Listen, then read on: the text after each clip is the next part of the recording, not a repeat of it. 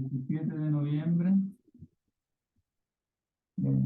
lectivo de medieval, Anselmo Monologium. Era importante el concepto de la nada. ¿Y por qué era importante el concepto de la nada?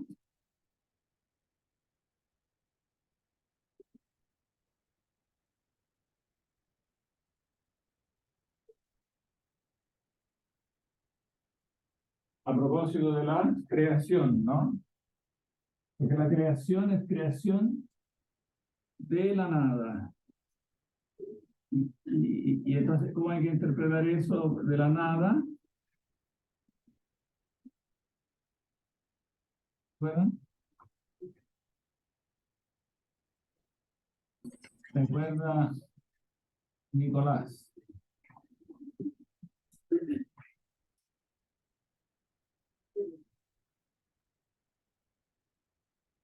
Pero no la fuerza porque un poquito.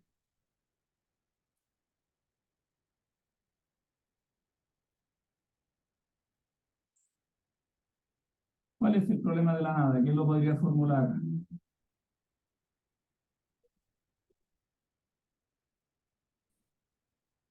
sé si lo pienso bien yo, pero era de que tiene que ser de alguna forma una entidad mental, no puede ser exactamente la nada por sí sola. Así como, Claro, no puede ser una nada absoluta, porque cuando pienso la nada, siempre estoy pensando,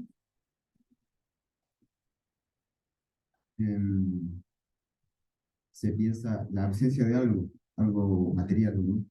no necesariamente material, pero se piensa algo para después negarlo. Claro, cuando pienso la nada, pienso el no ser. Entonces, si pienso el no ser, es porque primero estoy pensando el ser, ¿no? Entonces, necesariamente estoy pensando el ser. O sea, en otra palabra, el ser pensado, no, es el ser necesario. Porque una vez que lo pienso, digamos, no puedo decir que ese ser no existe. Le pido un favor, cierra la puerta. ¿Viene el hambre? Ah, ya, perfecto. Me quedo la puerta. O sea, un poco el mismo problema que debatíamos también ayer con el artículo de Quine, ¿no? Cuando estoy pensando en algo, aunque sea para negarlo, no, igual estoy pensando en eso. Entonces, ese ser pensado existe, ¿no? Ahora, esa frase, como lo veíamos ayer, tiene una ambigüedad, que no hay que caer en esa trampa. Cuando se dice el ser pensado existe, no se refiere este ser pensado al ser actual que es pensado, lo que el ser actual, o sea, ese ser yo lo puedo negar como actual. Puedo decir que la sirena no existe, pero ella como ser imaginario, digamos, sí existe. No, sí existe, no es nada, es algo que existe. Y no solo existe, sino que tiene un peso metafísico especial. Porque no solo existe, sino que existe necesariamente. Necesariamente existe. Lo que es pensado es necesariamente pensado. Y entonces existe necesariamente. Lo cual, entonces, es fundamental para entender la creación. Que la creación en cuanto a ser actual no es necesaria y se desarrolla en el tiempo. Pero en cuanto a potencialidad, esta posibilidad del ser contingente o del ser creado, esta posibilidad es necesaria. Está necesariamente incluida en la esencia divina. Ella necesariamente piensa la creación. Entonces, por eso es tan importante distinguir el ser pensado del ser actual o real, contingente, porque tienen dos pesos metafísicos completamente diferentes. Uno es temporal, contingente, ¿no? No necesario, el otro es necesario, eterno, intemporal, etc. Entonces, evidentemente esta es la base para la demostración de la existencia de Dios, ¿no? Ese ser que es necesario como ser pensado, en definitiva, tiene que ser pensado por alguien, porque ese ser es necesariamente pensado.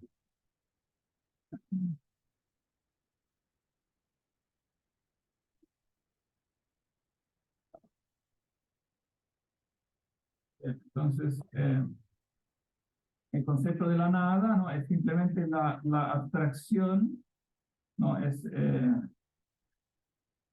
el nivel de máxima abstracción lo que ocurre con cualquier ente contingente, o sea, el no hombre, el no caballo, etcétera, cualquier ser que yo piense como no actualizado, ¿no? Sin embargo, en su posibilidad es necesario.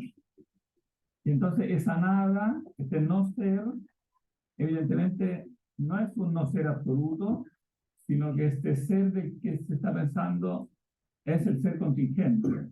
Es el ser contingente que puede ser pensado como no actual, ¿no?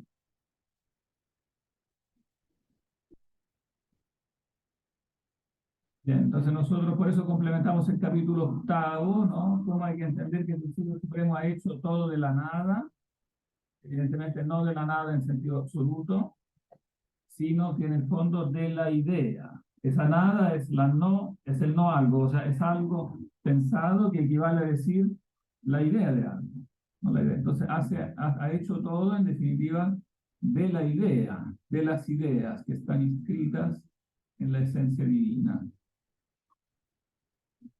Y lo mismo dice en el 9. Y ahí lo complementamos con el capítulo 11 de la caída del diablo. El 10 parece que no lo habíamos leído, ¿no?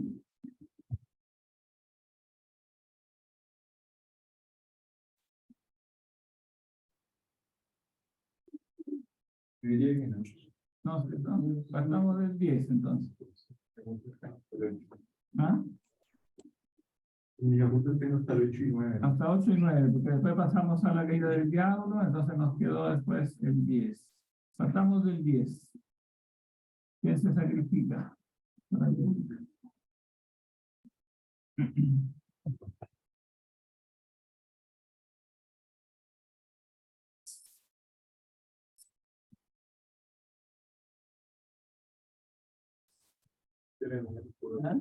Sacrifica Ando.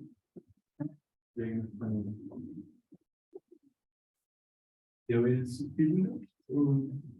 Sí, lee el título. Capítulo 10. Paréntesis, ¿este título sí lo ponía San Anselmo o lo pusieron los editores? Buena pregunta. Yo creo que en esa época ya se usaban los títulos, sí. A diferencia de la época de Agustín, yo creo que en esta época ya se usaban los títulos. Pero no podría jurar que efectivamente es un enfermo, no lo he revisado. Pero podría ser, claro, porque los autores antiguos no hacían eso, pero los medievales sí. Capítulo 10. Que esta razón es, por decirlo así, un modo de expresar las cosas, como el obrero se dice primero a sí mismo lo que tiene que hacer. Esta forma de las cosas que precedía en la razón suprema de los seres creados. ¿Qué otra cosa es más que un modo de hablar las cosas en la inteligencia, como el obrero, antes de... Sí, modo de hablar. El término es simplemente locucio. O sea, es una palabra, no una locución, una locución. No es una locución en la misma razón. Ello parece como una línea. ¿Ah? Bueno, Que cuando estás leyendo Andrew, creo que es como una línea. Como, yo creo que había que apagar no sé, el punto después de el otro. ¿Cuál línea ahora dices tú?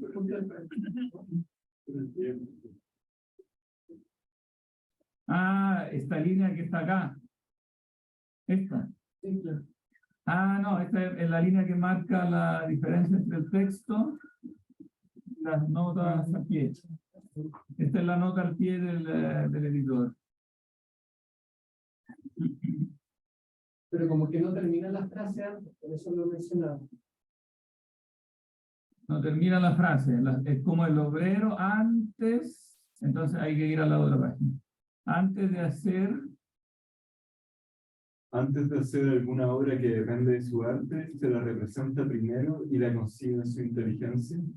Por el lenguaje interior del alma y de la razón, entiendo no lo que se hace al pensar en las palabras que expresan las cosas, sino lo que se hace cuando se ve por la fuerza del pensamiento de las cosas mismas, ya futuras, ya existentes.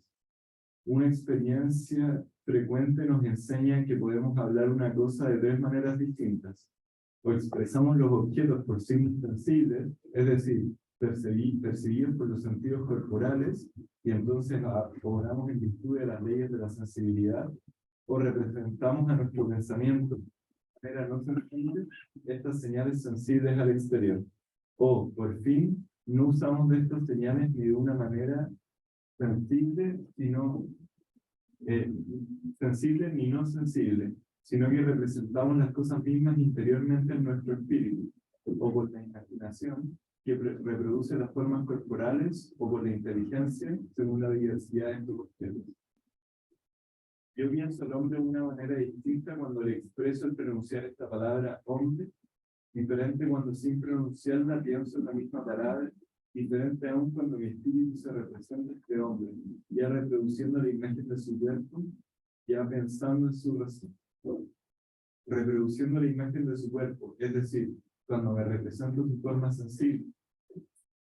Pensando en su razón, es decir, cuando pienso en su esencia universal, en virtud de la cual es un animal racional mortal. Estas tres maneras de hablar tienen cada una su palabra que les es propia, pero las palabras de la que he colocado como la tercera y última, cuando tienen por objeto cosas conocidas, son naturales y las mismas en todas las naciones. Y como todas las demás palabras no son más que una deducción de estas, ¿qué dice ahí? ¿Desde dónde? allí, Allí donde pueden ser empleadas no se necesita ninguna otra para comunicar el conocimiento. En cambio, cuando ellas faltan, cuando no se las puede usar en ninguna otra señal, cualquiera que sea, puede dar idea de las cosas. Se puede decir con razón de esos signos que son tanto más verdaderos, cuanto más semejantes son a las cosas de las que son palabras, y las expresan con más exactitud. Porque, excepto las cosas que son sus propios nombres, como hay algunas, por ejemplo, la vocal A, ninguna otra palabra es semejante a la cosa que expresa o no la reproduce tan fielmente como esas semejanzas que se clavan en el alma por la fuerza de la imaginación. Esta manera de hablar es la que debe ser mirada como el verbo propio y completo de cada cosa. Por lo cual, si ninguna palabra que exprese una cosa cualquiera se acerca tanto a otro objeto como aquella que usa signos semejantes, si no puede haber en el alma expresión más fiel de las cosas futuras o de las que ya existen, con razón creeremos que la substancia suprema ha hablado las cosas de una manera análoga antes de que existiesen, a fin de que viniesen a la existencia y continúa hablándolas desde que existen para no cesar de conocerlas. sí. Aquí hace un buen resumen, podría decirse, del de magistro de Agustín, ¿no? La teoría de los signos.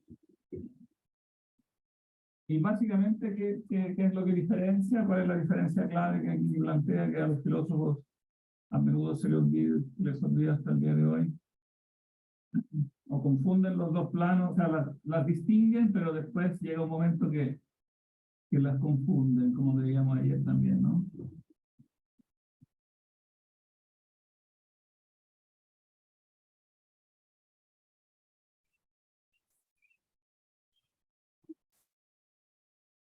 Quiere resumir esto, ¿no, Andrew? Porque ya leyó, podría ser Beatriz.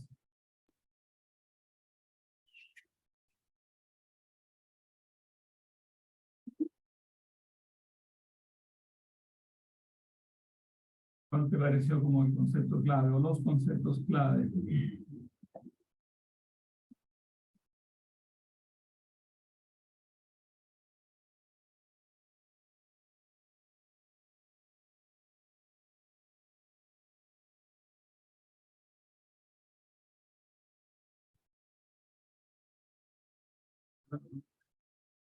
Felipe. Felipe, ¿quieres resumir? No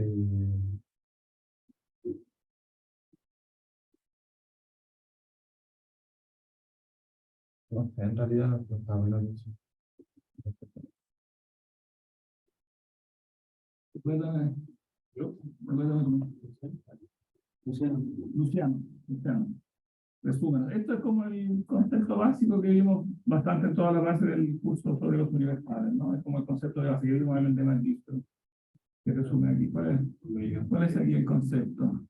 La intención cuando se habla de representa la palabra con objeto sensible. Claro, la palabra como entidad física, ¿no? Como entidad física, la voz, la palabra que suena. Es la intención por cuando se habla como desde el alma, el hombre con la esencia universal es lo. Claro, bueno, en primer lugar la distingue de la misma, porque dice la palabra física no es lo mismo que la palabra pensada, pero por palabra pensada puede producirse un equívoco, porque podría ser la misma palabra física, pero pensada. O sea, en vez de pronunciarla, pienso la palabra perro, pero es siempre la palabra, digamos, física, solo que pensada. En cambio, cuando dice la palabra de la mente, ¿no? Me refiero, dice ¿a qué se refiere? Lo dice bastante precisamente. Que cuando se ve, no, lo que se hace, no lo que se hace al pensar las palabras que expresan las cosas, la palabra perro, la palabra gato, sino que lo que se hace cuando se ve por la fuerza del pensamiento las cosas mismas.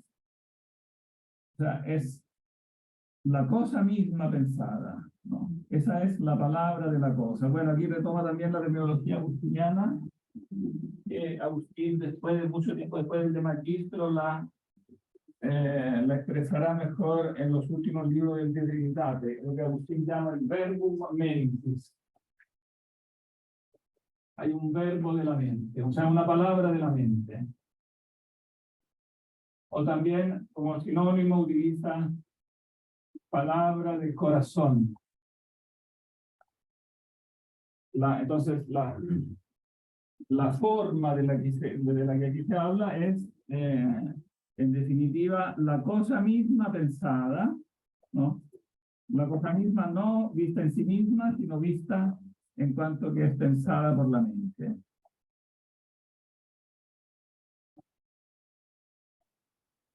Entonces es lo que ayer discutíamos, no el signo, sino que el significado.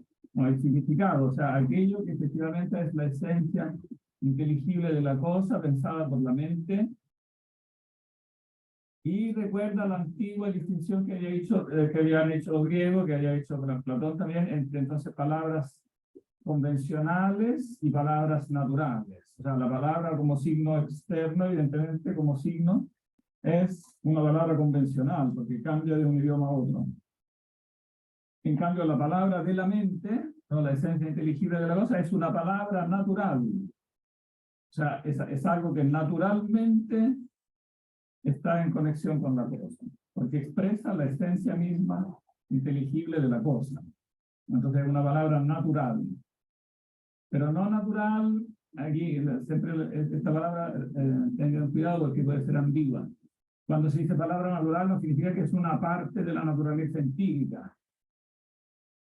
Porque evidentemente la palabra de la mente no es empírica, es una realidad puramente inteligible, no sensible, que no es parte del mundo, no es parte del mundo contingente. Es algo que la mente capta más allá del mundo contingente. La esencia inteligible del perro, que está detrás del perro, o sea, justifica la existencia del perro, pero no es parte de la naturaleza, no es parte del mundo empírico. ¿Y por qué sabemos que no es parte del mundo empírico? Porque es algo, porque sabemos que es algo intemporal, que es algo inespacial. El perro lo puedo medir, pesar, percibir con los sentidos, ¿no? La idea de perro, nada de todo esto, no pesa, no está en un lugar más que en otro, es inespacial e intemporal, ¿no? Entonces existe en una esfera diferente.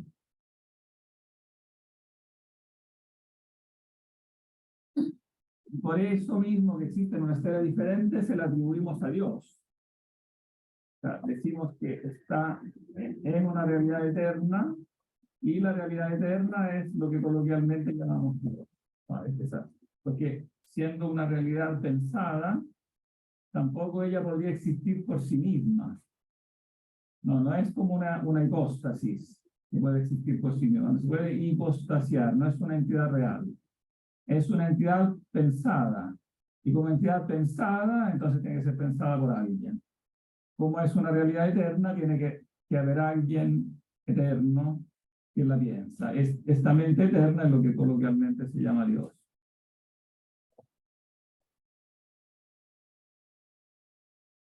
Porque estas entidades, en definitiva, reclaman un lugar metafísico donde existir, o en términos metafóricos, lugares, en términos más precisos, estos seres puramente como mentales, virtuales, reclaman un ser actual, del cual un ser actual pensante, no cualquier ser actual, porque también una piedra podría ser un ser actual, pero este tiene que ser un ser actual pensante que las piensa, o sea, una mente actual que las piensa, pero que las piensa eternamente, porque ellas son seres eternos, ¿no?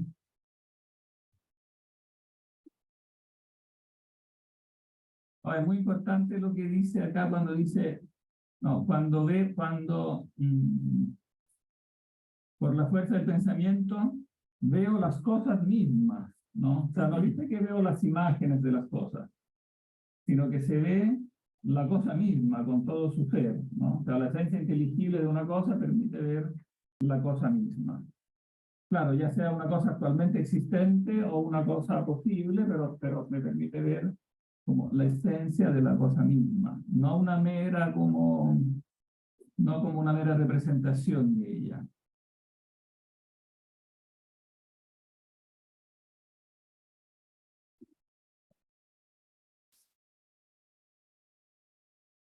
Sin embargo, después sigue cayendo, claro, en esta manera de hablar de la semejanza, ¿no? Pero se la refiere más bien a la imaginación.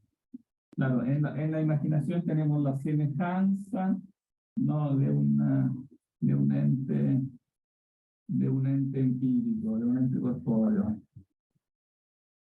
Esta palabra semejanza, aplicada a las ideas o también a las imaginaciones, es muy usada por los medievales. A mi juicio confunde un poco esa manera de hablar, porque hace pensar como que la cosa pensada es una entidad que se parece a la cosa empírica. Y en cambio, hemos visto que precisamente no se le parece, digamos, no recibe atributos que recibe la cosa empírica. No es una cosa que se parece. La idea del perro no es algo que se parece a un perro. No tiene cuatro patas, no tiene peso, no tiene olor, no tiene color. Es algo eterno. Entonces tiene puras características que son diferentes al perro empírico. Entonces, la esencia ideal me informa de cómo es.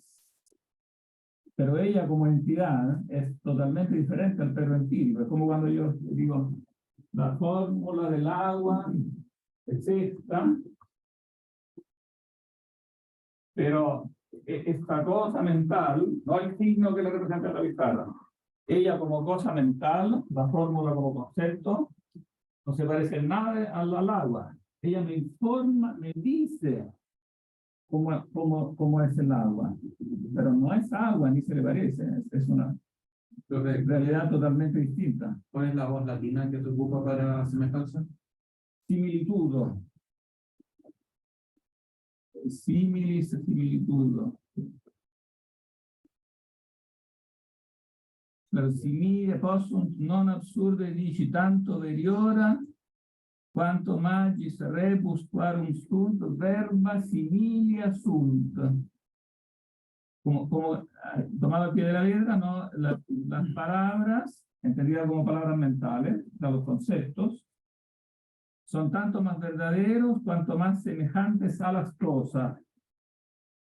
Pero repito, esta forma de expresarse es un poco ambigua, ¿no? O riesgosa, porque los conceptos no son semejantes a las cosas, ¿no? Ellos expresan las cosas, pero su naturaleza propia, lo que de ellos se predica como entidades, es totalmente distinto a lo que se predica de las cosas. Por algo son entidades que se hacen remontar a una esencia trascendente que es Dios, que es, digamos, que es una esencia que no se parece a las cosas. Si bien las cosas están de algún modo como imitadas de Él, pero la esencia de Él es trascendente y no, digamos, en un sentido importante, no se parece a las cosas. Es otro tipo de naturaleza.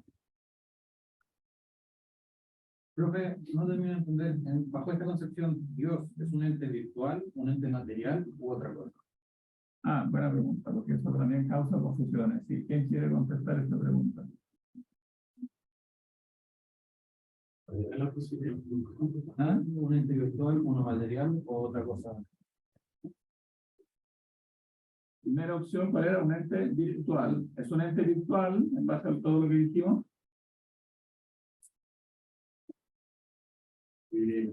No. ¿Por qué no?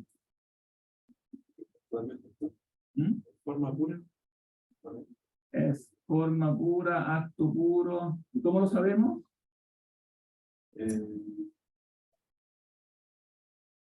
Forma, bueno, que si por forma entendemos la esencia inteligible, entonces no diría que es forma pura, porque si no podría parecer que es una idea pura, en el sentido de idea como ente meramente pensado. No puede ser Dios un ente meramente pensado y no actual, sino que precisamente al contrario, es puro acto. Es puro acto. ¿Cómo lo sabemos que es puro acto?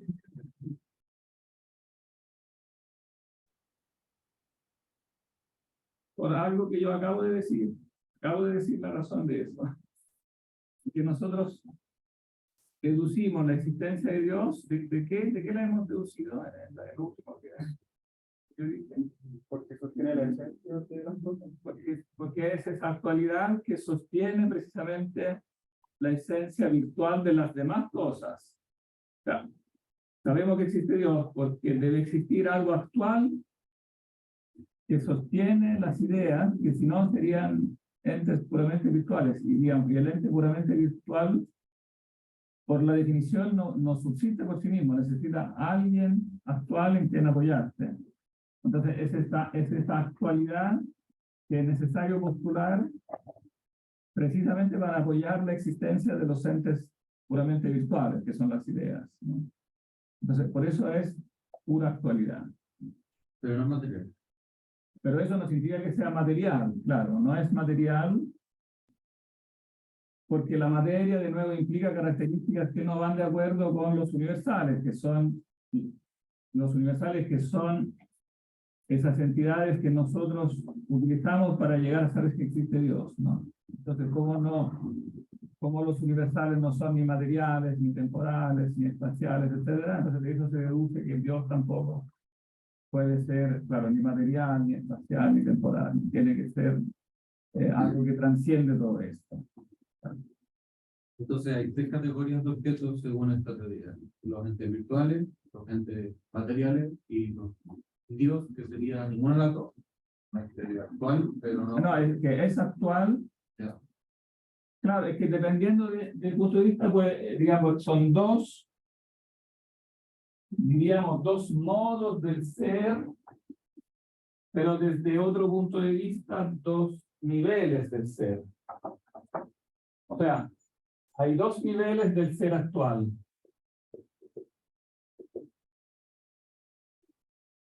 Es como infinito y infinito. Claro, el ser actual, bueno, eso se referiría a esto.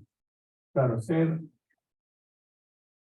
actual finito y ser actual infinito, eterno, etc. Pero hay dos modos del ser. ¿Cuáles son esos dos modos? ¿Cuál es ideal? Claro, actual e ideal. Y dos modos del ser. Actual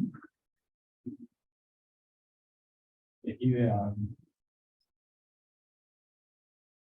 El ideal finito no existe.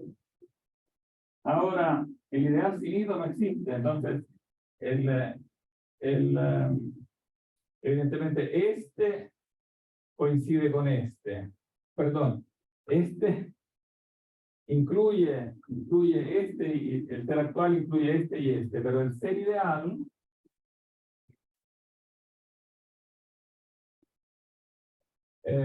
es un modo de ser que no es, claro, ni lo uno ni lo otro. No es ni el ser actual finito ni el ser actual infinito. Sí.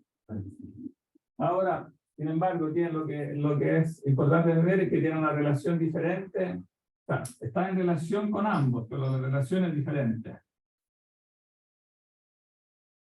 La relación con el ser actual finito, ¿cuál es?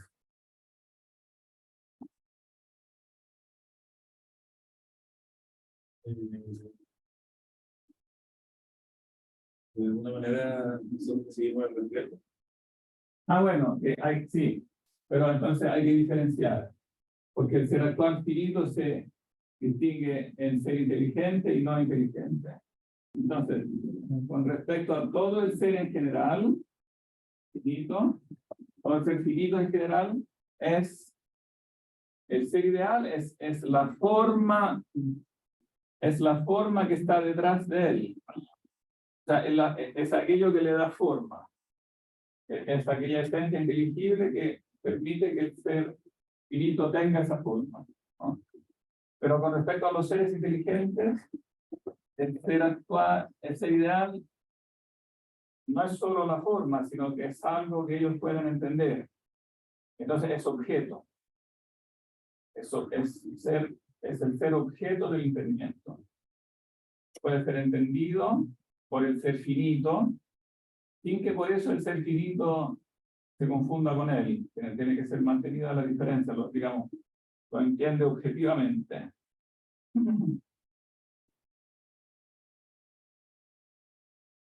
Y por otro lado, ¿cuál es su relación con el ser actual infinito?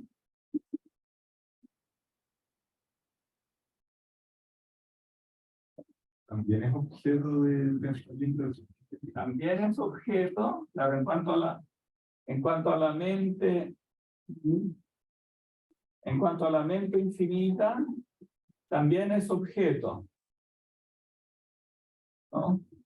Es objeto de esa mente. Pero además, con respecto al ser infinito, ¿cuál es su otra relación?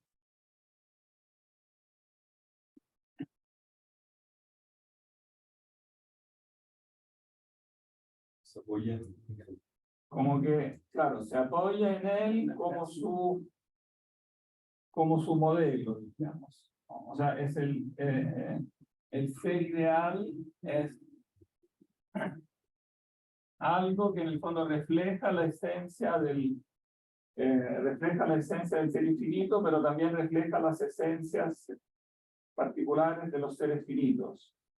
Entonces, incluye, digamos, de alguna manera lo incluye, digamos, el ser infinito de algún modo lo incluye, ¿no?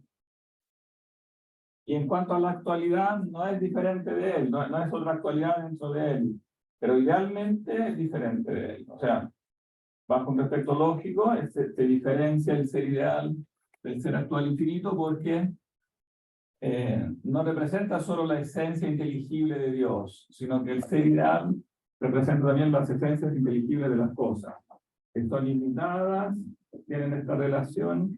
O sea, el ser ideal expresa una relación entre el ser actual infinito y los seres finitos, expresa esta relación. Pero la relación ella, como tal, es infinita, es un ente, digamos, lógico que es infinito.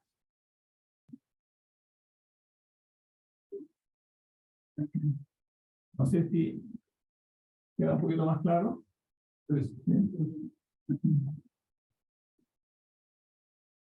Oh, y esto después él lo expresa también. Bueno, leamos todavía el 11, leamos todavía una parte de acá, porque después vamos a dar un salto para conectarnos directamente a cuando habla de las ideas en Dios, o sea, cuando habla del verbo. Porque después, entre medio, dice muchas cosas que son como atributos de la esencia divina, pero por conexión lógica yo prefiero conectarlo directamente a lo que dice del verbo, lo que dice aquí de los conceptos, a lo que dice del verbo. Leamos entonces primero este 11. ¿Quién se anima? Yo leo. Ya.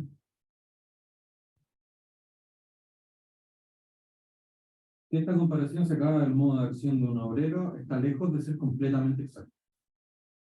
Aunque sea cierto que la sustancia suprema ha comenzado por hablar en sí misma a toda criatura antes de que la crease de acuerdo con su palabra íntima y con ella, como el obrero concibe primero en su espíritu lo que ejecuta después según esta idea, sin embargo, en medio de esta misma semejanza veo grandes diferencias.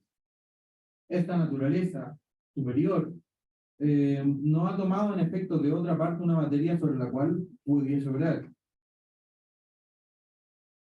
para dar a su criatura una forma trabajada en su propio seno, o de la cual hiciese las cosas como son. El obrero, al contrario, no puede en absoluto de ninguna manera concebir por la imagen una cosa corporal, a menos que otras cosas no se le hagan conocer o por partes o enteras, ni ejecutar la obra que ha pensado si le falta una materia o algo sin lo cual la obra ya pensada no podría realizarse. Porque aunque un hombre pueda, o por el pensamiento, por el dibujo, representar un animal como no le hay en ninguna parte, sin embargo, no puede obtener este resultado más que reuniendo partes que ha recogido en diferentes objetos anteriormente conocidos y de los cuales guarda recuerdo. Por lo cual, el lenguaje íntimo de las obras a hacer que hay en la sustancia creadora difiere del de un obrero en esto. El primero no está tomado de otra parte, no tiene necesidad de ningún auxilio. Primero y único, basta al supremo obrero para acabar su obra. El otro, en cambio, no es ni primero ni único, y no se basta a sí mismo para empezar su obra. Por lo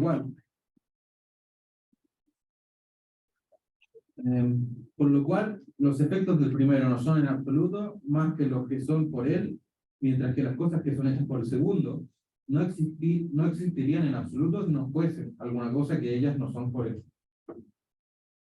Claro, evidentemente la analogía del obrero también tiene diferencias, ¿no?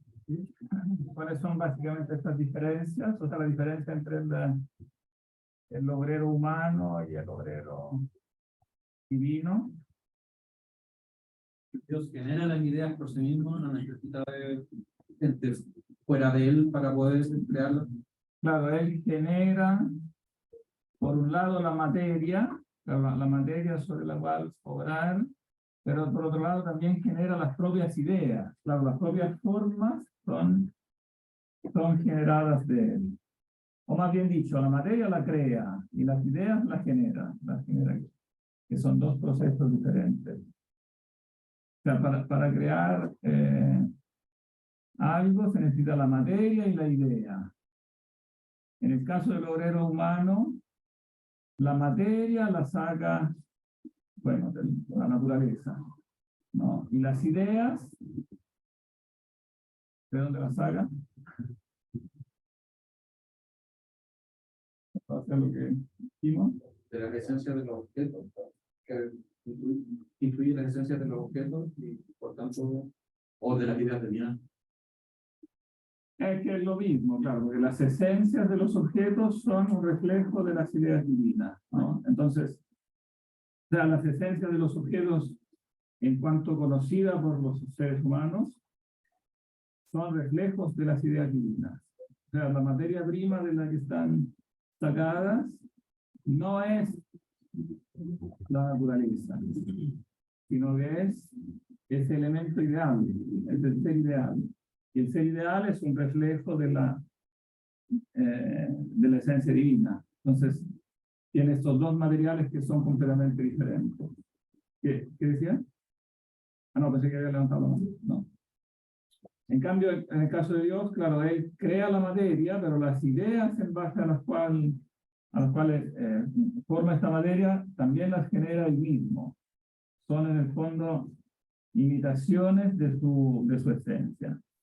Por eso se dice que las cosas, claro, se asemejan a Dios o tienen un modelo en Dios, pero claro, es una semejanza que vale en un sentido y no en el otro. No es que se asemejen recíprocamente como entes en un mismo plano. Se asemejan como una copia se asemeja al modelo.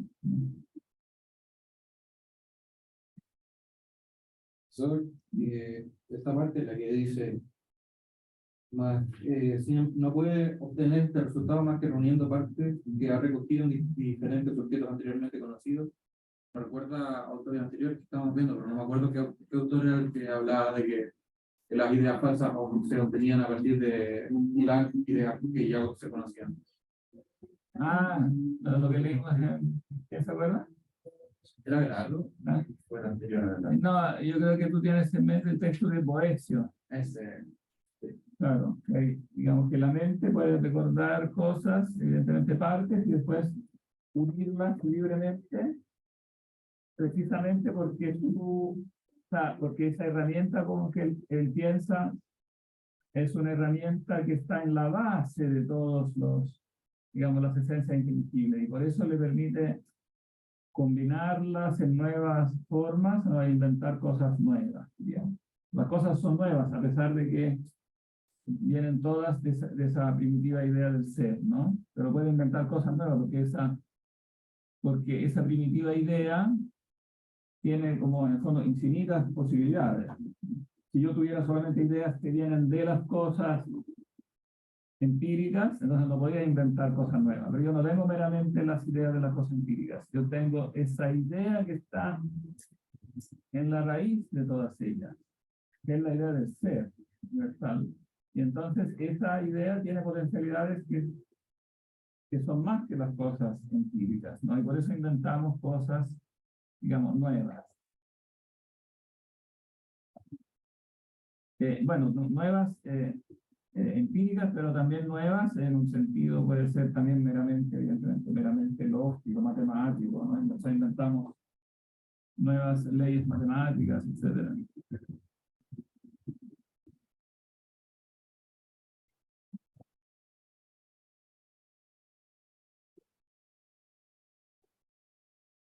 Hoy leamos el 12 también.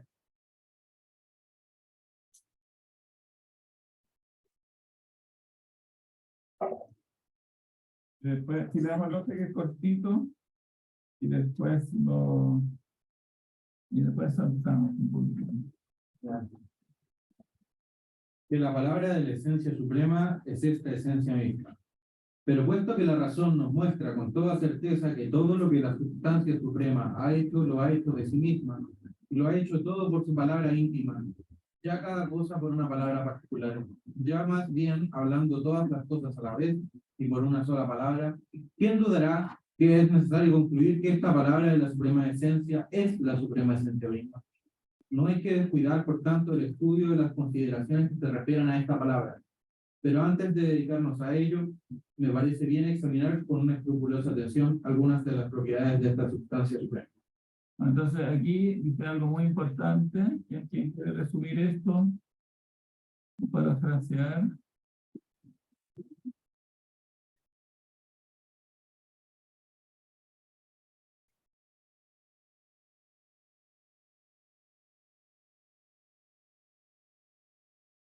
¿Dios es palabra?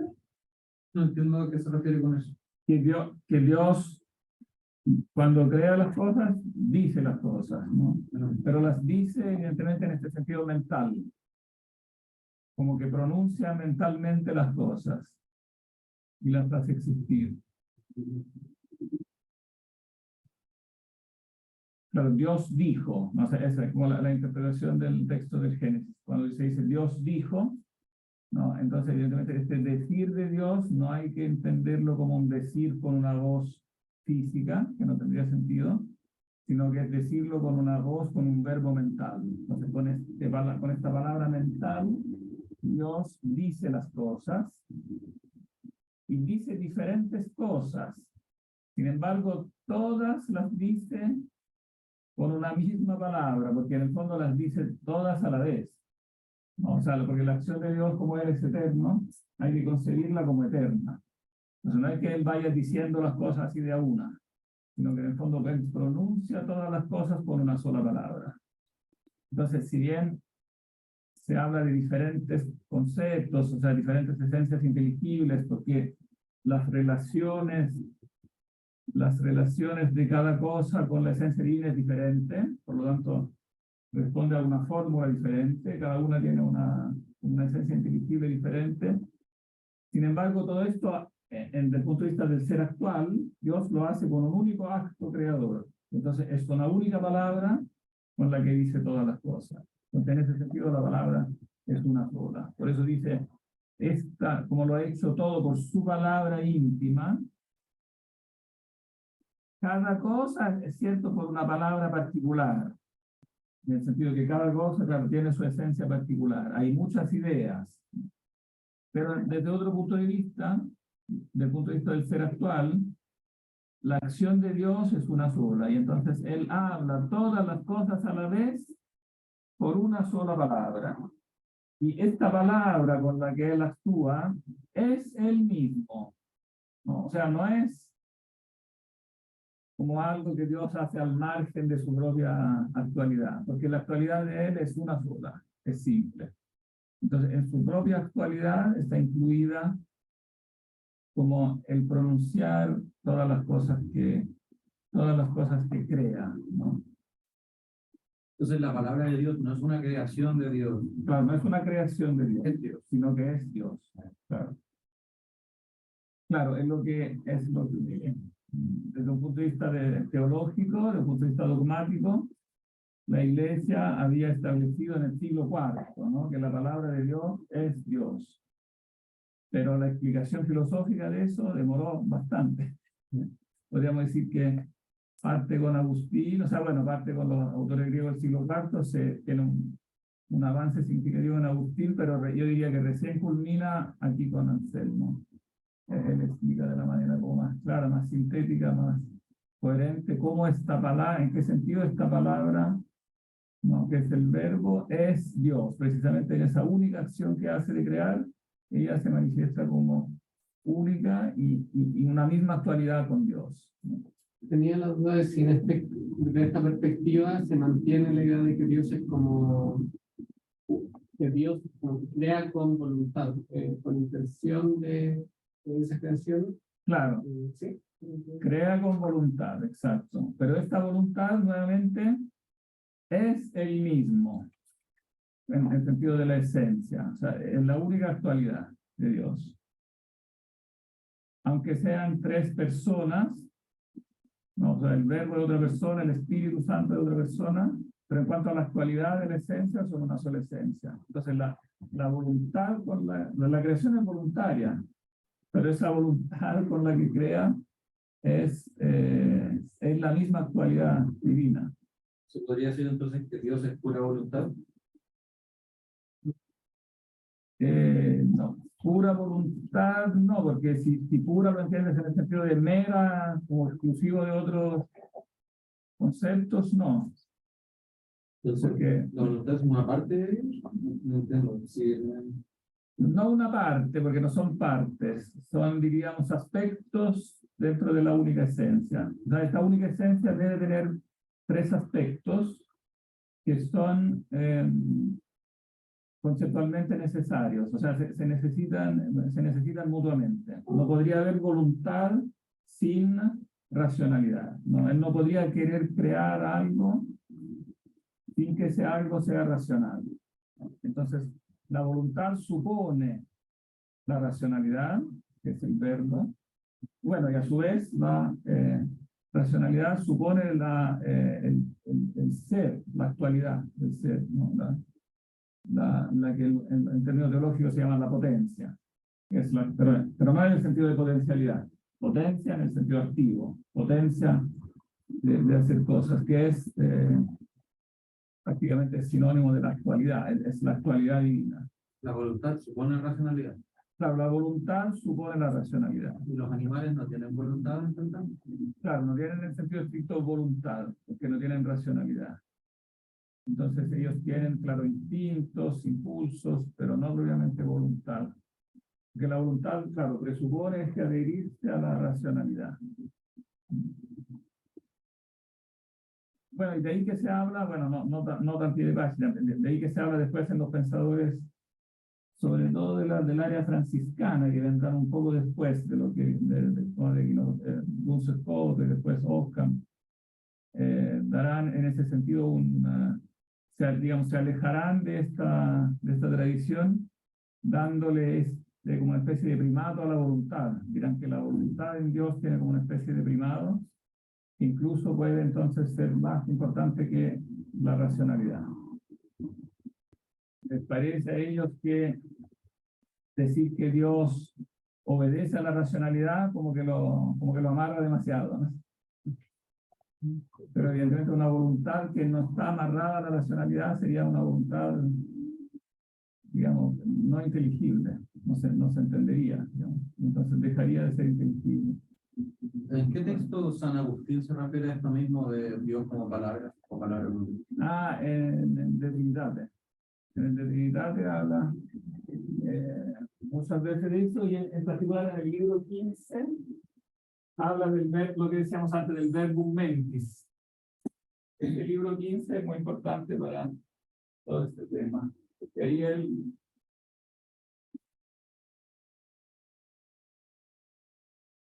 habla como de la palabra de la mente y hace un análisis muy importante sobre esto, que valdría la pena leer. Sí.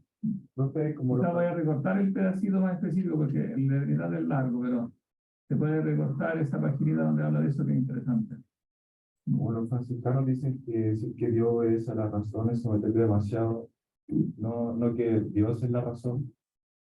Claro, es que por eso no logran entender hasta el fondo qué significa que Dios es su propia, claro, que la propia sabiduría, que la propia razón es Dios. No es como algo que Dios tiene, que es lo que defiende precisamente Agustín de Trinitate. No es que Dios tenga sabiduría, Él es la sabiduría, ¿no? Él es su propia sabiduría, Él es su propia justicia. Todos los atributos que se predican de Dios se predican sustancialmente, en el sentido que Él es esas mismas cosas. Que bueno, que son todos los capítulos siguientes que nosotros ahora los vamos a saltar, pero que resumiendo mucho dicen eso, que Dios es todo lo que se le atribuye. ¿Cómo se entiende por lo menos en este caso oración? Bueno, se entiende evidentemente con un sentido distinto al sentido humano, porque cuando se habla de racionalidad en el humano se entiende la razón discursiva. O sea, que el ser humano necesita como entender por un proceso de razonamiento. Claro, en Dios no hay proceso de razonamiento, y entonces lo que hay es un acto simple, un acto de entender único, con el cual él entiende su propia esencia y al mismo tiempo todas las esencias que son como limitadas de él, que están en relación de él, pero la entiende con un solo acto. De ahí que desde ese punto de vista se entiende que es falsa la acusación que se le hace a Anselmo de ser un realista. Y por realista se entiende lo que se entiende en el debate del siglo XII. Porque esta palabra realista es otra palabra trampa, que en cada momento se entiende de un modo diferente, entonces hay que entender bien a qué se refiere cuando se dice, ¿no? Si se refiere a cómo se usa en el debate del siglo XII, es clarísimo de lo que dice acá, que Anselmo no es realista. Precisamente dice lo contrario, ¿no? ¿Por qué no es un realista?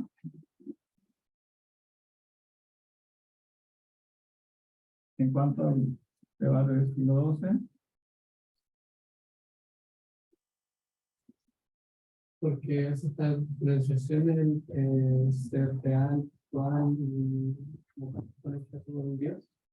No, parte de cómo se define el realista del siglo XII. Creo que tiene que ver con la diferencia de hablamos de que Anselmo sí se le puede llamar realista, pero en un sentido. Claro, en otro sentido que no es ese. ¿Cuál es el sentido del realismo en el debate entre Abelardo? Porque la terminología es básicamente la misma, la que se usan los manuales para, digamos, para caracterizar los autores del siglo XII, es tomada del lenguaje que usaban ellos. Ellos se llamaban, bueno, no realistas, ellos decían reales. En latín decían reales y nominales.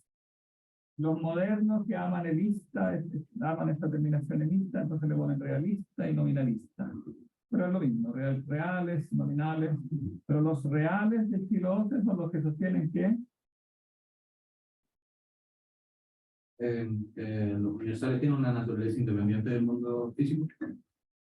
que tienen una sustancia, claro que son sustancias, que los universales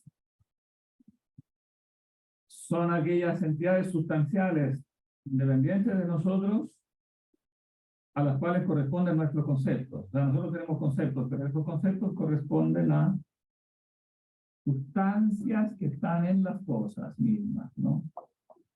Claro, después queda por ver, y ahí está todo el problema, cómo se relacionan estas supuestas sustancias con las sustancias individuales. Y ahí vienen todas las contradicciones que Abelardo refuta, ¿no? Pero esa es la definición. Para el realista, el universal es una sustancia. Y aquí queda clarísimo lo contrario, que el universal precisamente no es una sustancia, porque lo que es una locución, o sea, es una palabra que Dios dice, pero que en último término, desde el punto de vista de la actualidad, de la sustancialidad, se identifica con la actualidad de Dios. Estoy explicando un poco, no lo dice y tan textualmente, pero yo creo que se deduce fácilmente de lo que efectivamente dice, ¿no? Dice, todo lo ha hecho por una palabra, por su palabra íntima. Cada cosa por una palabra particular, pero una palabra no es una cosa, o sea, es Dios mismo hablando las cosas, ¿no? Entonces, claramente estas palabras no son sustancias, son locuciones de Dios y que últimamente son una sola locución que las incluye todas, es una sola palabra. Y yo diría que lo dice más claramente aún después, cuando habla del verbo. Ahora nos vamos a saltar todos estos capítulos que, como decía, se pueden resumir en este concepto básico, que lo que se afirma de Dios se afirma sustancialmente, ¿no? Y entonces, Él es todos los predicados que se afirman de Él. Y en eso se diferencia precisamente de los seres finitos. ¿Qué decían? Sí, que no termino de entender porque, o sea, el Anselmo no es real, no es realista, porque dice que Dios crea las cosas con la palabra y que las palabras no son una sustancia.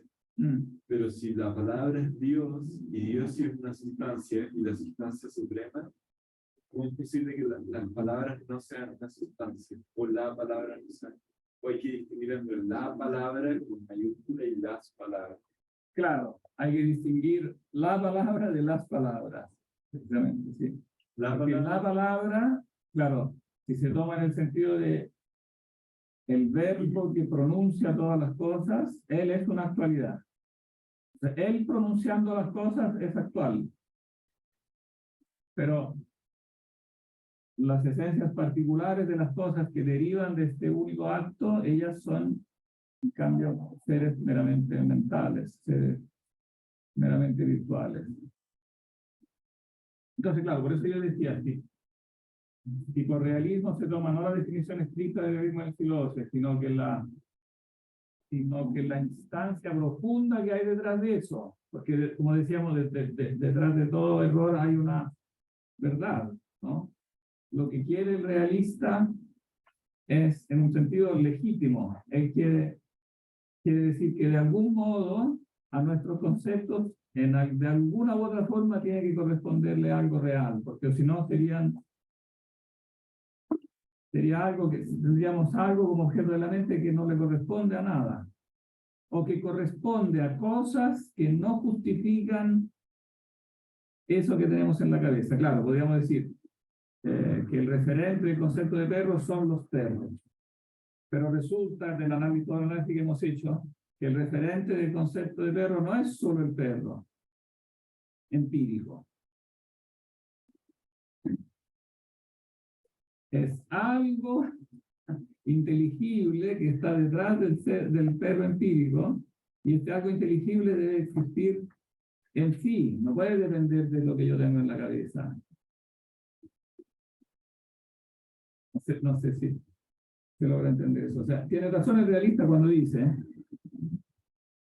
que a aquello que yo pienso, al concepto humano, debe corresponderle algo que también, no solo el ente empírico debe corresponderle, sino también aquella esencia inteligible que es la forma, ¿no?, del perro empírico, que es una esencia inteligible que existe por sí misma, que no puede depender de mi cabeza. No puede ser una emanación de mi cabeza. ¿No? Y entonces, en último término, debe corresponder a las ideas divinas, solo que las ideas divinas no son actualidades, ¿no? Entonces es erróneo decir que son sustancias, las especies, ¿no? Sino que la actualidad es aquella mente, es aquel verbo que piensa eso, pero sí hay una actualidad. Entonces tiene razón el realista cuando tiene la exigencia de decir que debe en último término existir una sustancia, ¿no?, digamos, a la cual se refieren los conceptos que vemos en la mente. Pues si no, no se explicarían como meras contrapartes de los entes metríricos tomados como aislados de su esencia inteligible. Pero los universales, los sustancias, por el hecho de que no tienen una realidad menor que la sustancia suprema. Entonces, por eso se dice que no son tan reales como... Bueno. Es que no es que tengan una realidad menor, es que no tienen realidad, son otro modo. Ya, por eso. Son otro modo por eso es tan importante distinguir los dos modos de ser. El hecho de que haya una esencia que soporta los conceptos mentales exige necesariamente que nuestra mente no tenga un correlato material, o no necesariamente. ¿Cómo no entendí? Que nuestra mente... O sea, todo eso exige que nuestra mente no sea material. Claro, que no sea material, claro, que sea algo capaz de relacionarse con estas entidades que son inmateriales. Claro. Totalmente opuesto a la idea de que un estado mental tipo es un estado cerebral. Claro, digamos, nuestra capacidad de percibir los conceptos es distinta, o sea, está en un plano ontológico distinto a la dimensión corpórea. Aun cuando la dimensión corpórea está unida a eso. Pero se tiene que ver Pero hay algo que nos permite conectar con estas realidades que no son corpóreas. Claro, y de ahí se deduce que entonces hay algo incorpóreo, o sea que hay un principio inteligente incorpóreo, que el alma es incorpórea. Y sobre eso se basa la demostración de la incorporeidad del alma. Claro, en Platón y en Tomás de Aquino, digamos, en la misma demostración. la edición tripartita, ¿no? Una parte que pueda captar esa esencia y otra parte del alma que tiene relación con la factorial. Ah, claro, de ahí claro, que se postulan diferentes como tipos de alma. Claro, el alma sensitiva, claro. Pero en cuanto al alma, en el sentido estricto, que es el alma racional, claro, el alma racional sabemos que existe porque existen los conceptos, los universales. Ven como los universales son como el centro en que entonces todo gira. Sabemos que existe un alma racional, incorpórea, etcétera, porque existen estos seres, estas entidades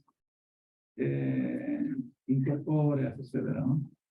sabemos que existe Dios porque existen estas, digamos, todo el armado de la metafísica se arma en torno a la existencia de los universales, por eso son tan importantes. Y por eso, sí, digamos, un error que se produzca ya en la doctrina de los universales, inevitablemente después va a echar a perder todo el resto del edificio, ¿no? Porque es como el pilar de base.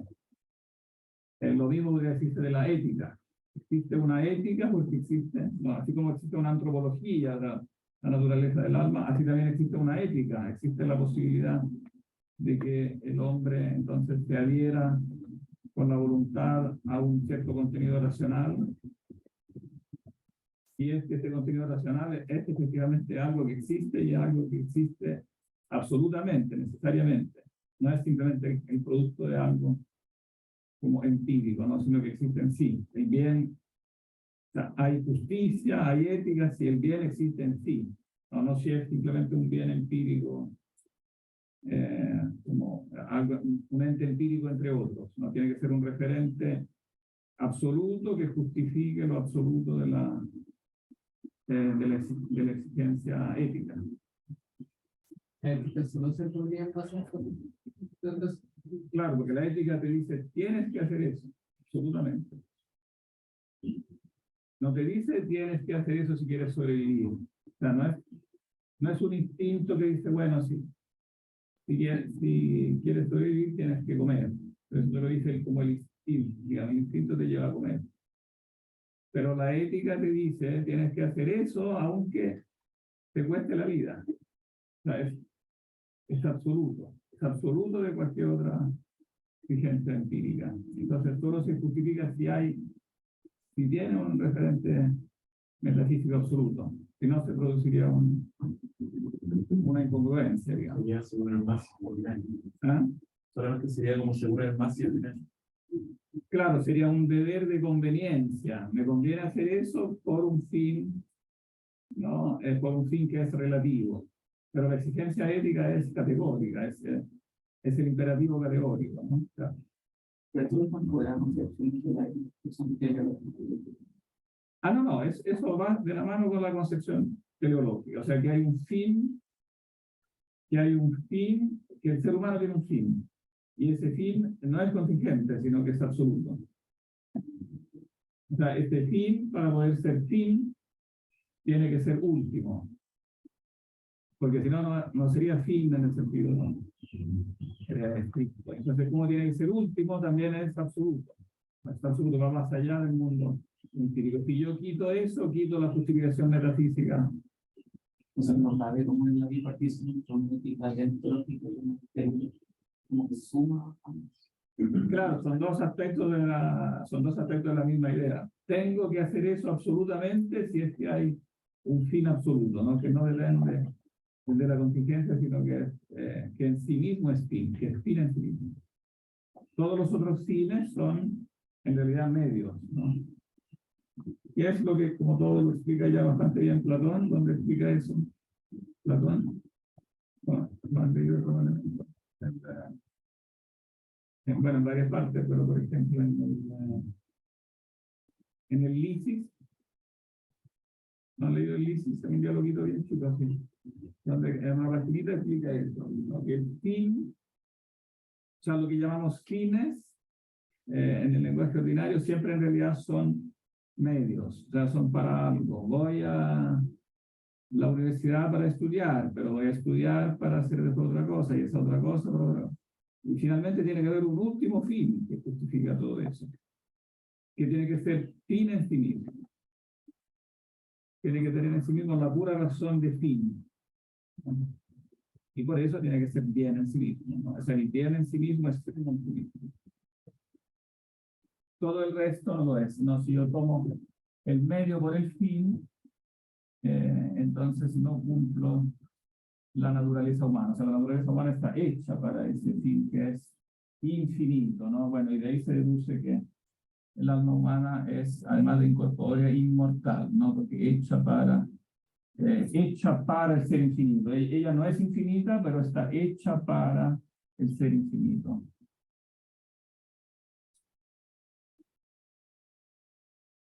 falta poquito, pero podríamos saltar. Está entre medio.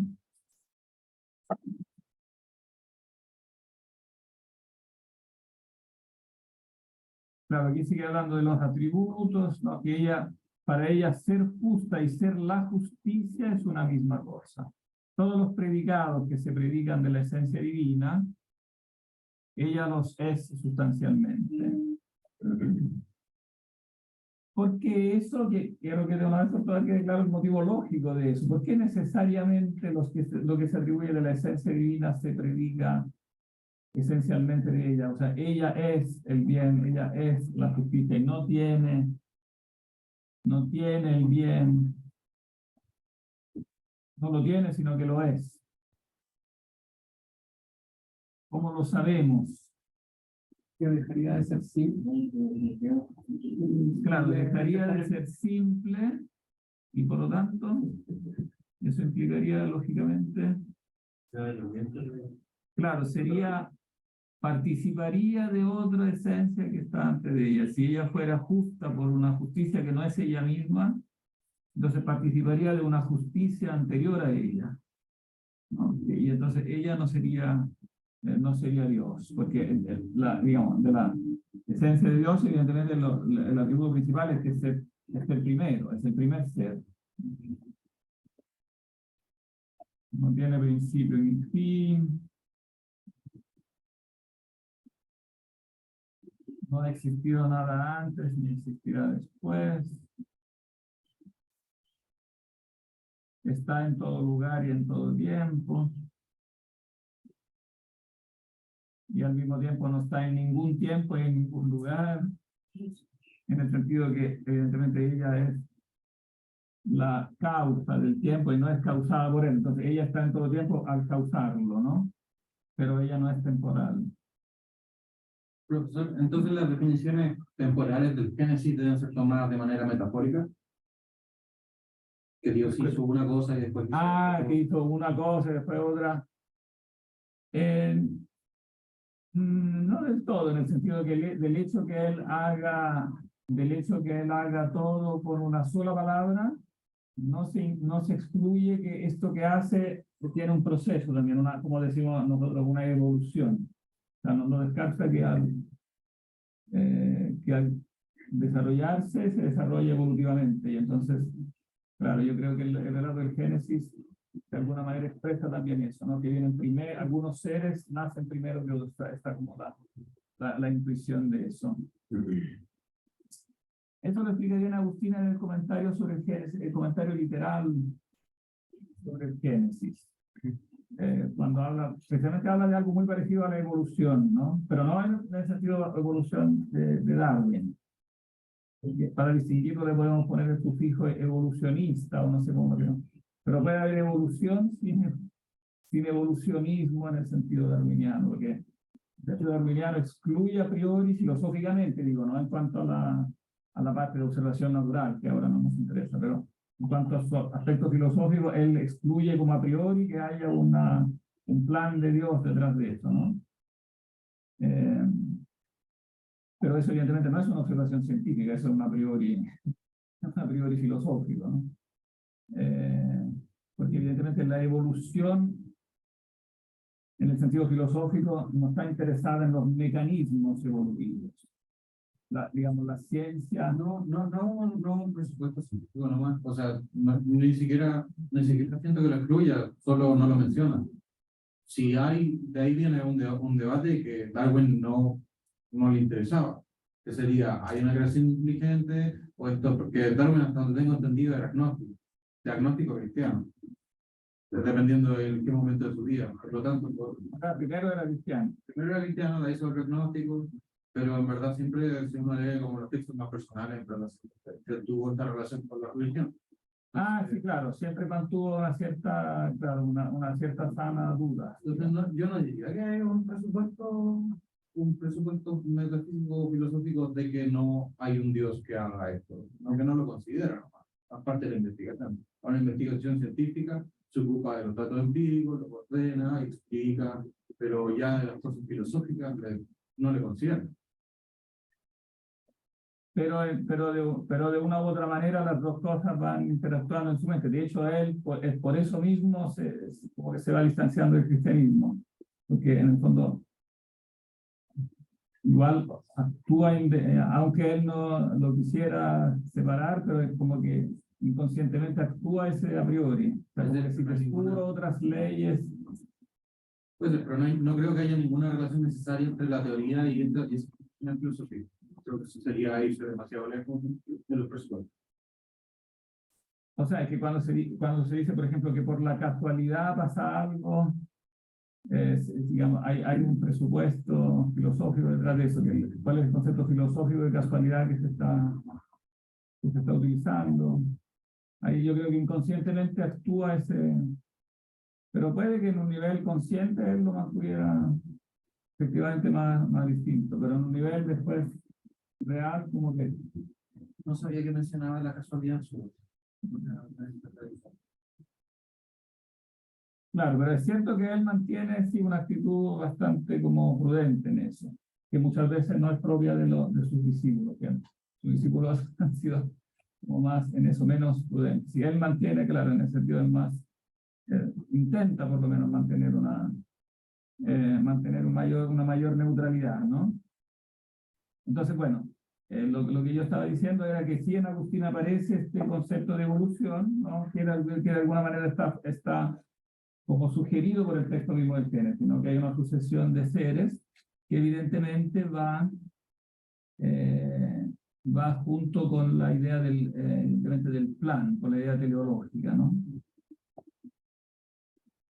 Hay un tipo que ahora, que bueno, él se define también discípulo de Darwin, pero que hace conferencias sobre eso y pelea con los teólogos, dice, no, es que los teólogos quieren una visión teleológica y estas observaciones científicas la excluyen. Ahí él creo que mezcla esos dos planos.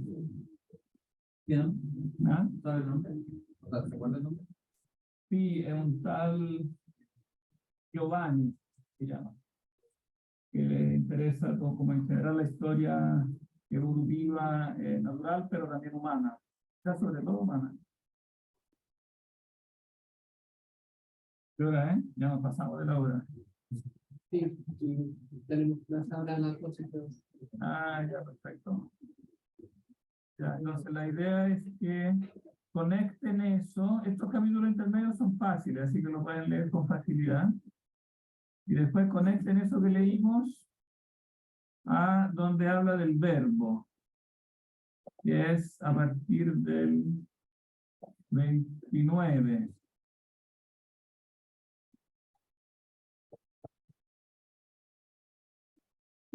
¿Hasta qué capítulo tenemos que leer? Lean de acá, lean del 28. Que este mismo espíritu existe pura y simplemente, que ninguna comparación es posible entre él y las cosas creadas. La palabra de ese espíritu no es otra cosa más que el mismo. O sea, que el verbo no es otra cosa más que Dios mismo, que él es consubstancial. Desde el 1 hasta el 28.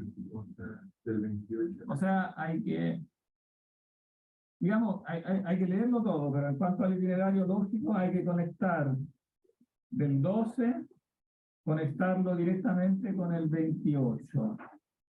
Y leer y estudiar con atención 28, 29, 30, que esta palabra no consiste en muchas, sino que un solo verbo, porque completa el tema que había empezado ahí, que las palabras son muchas, pero al final es una sola, que el verbo no es una semejanza de las cosas creadas, sino la verdad de la esencia, hasta el 33.